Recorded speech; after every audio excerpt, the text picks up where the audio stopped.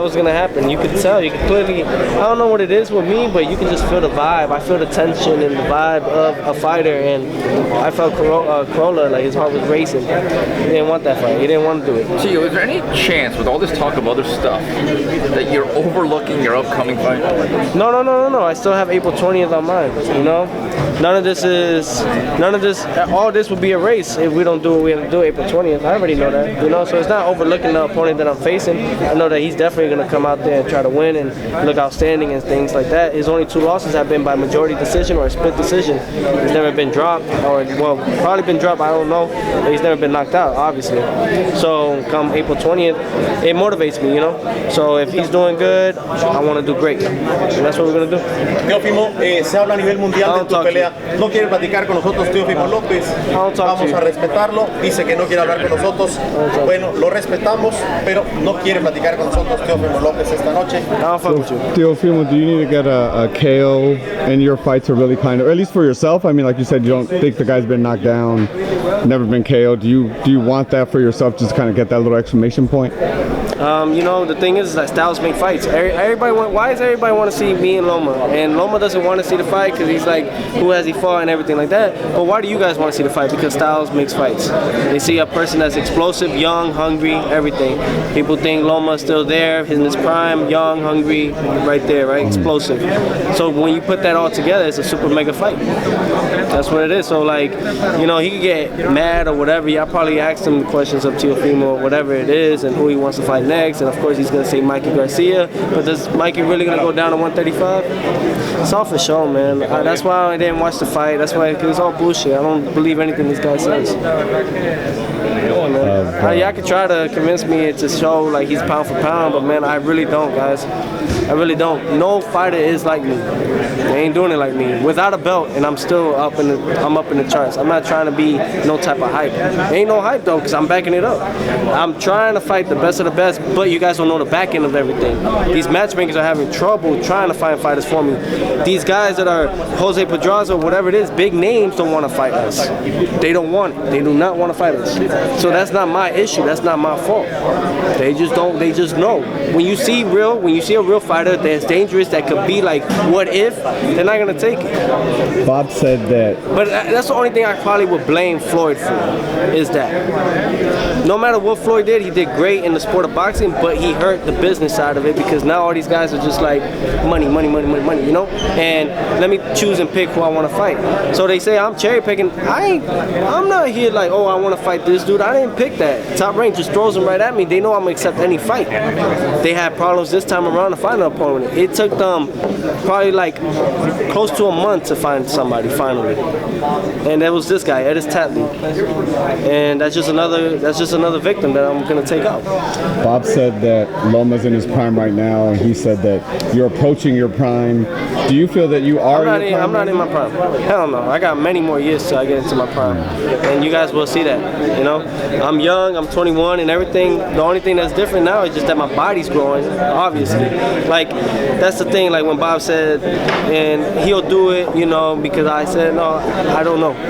My body, I'm not gonna. I've done that in the amateurs, and I didn't look good. You know, so I'm not gonna kill my body. I don't need the Lomachenko fight to make me who I am, to make me the best fighter in the world. But we want to build fights like this, obviously, to show that we didn't come out just like cherry picking anything. So we want those fights. But I said by the end of this year, you know, if I told Bob though, give me the world title in July, I'll push it to December. Honestly, with me and Loma. But I know what Bob has in mind, because I know my body, guys. I know where it's at right now. You guys, everybody always says it, and I'm gonna repeat it again.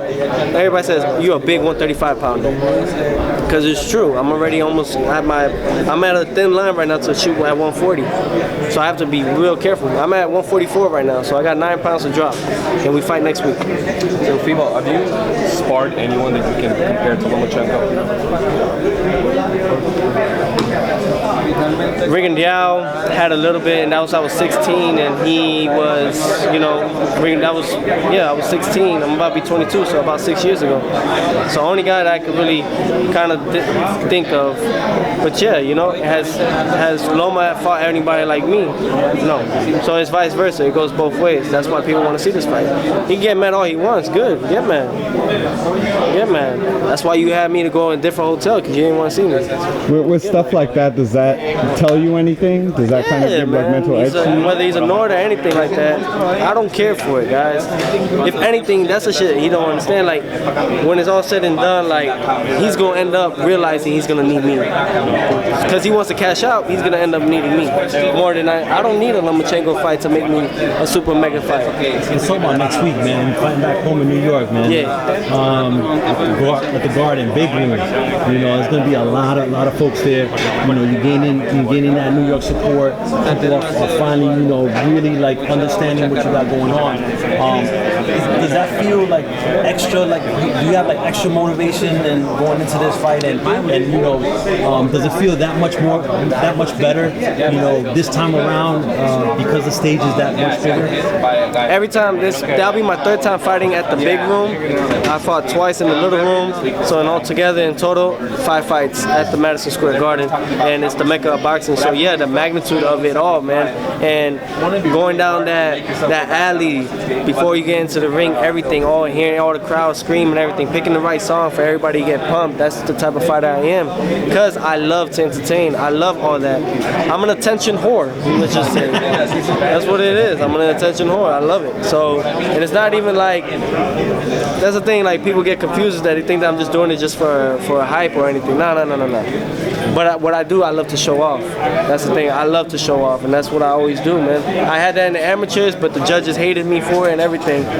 Now it's where I feel at home and at peace, because when I'm in that ring, can't nobody tell me what to do. I listen to my father. He knows what I have to do, and then we go in there, we synced. But can't nobody tell me. At that moment, when I'm in that ring, bro, I don't feel anything. I don't remember anything. That's another thing. I don't remember anything, any of my fights, like anything. When I look back, if I look at film, I'm like, damn, I really did that. It's crazy, back in the hand and stuff like that. But everything just is like in sync, man. It just happens. All that happens just like that.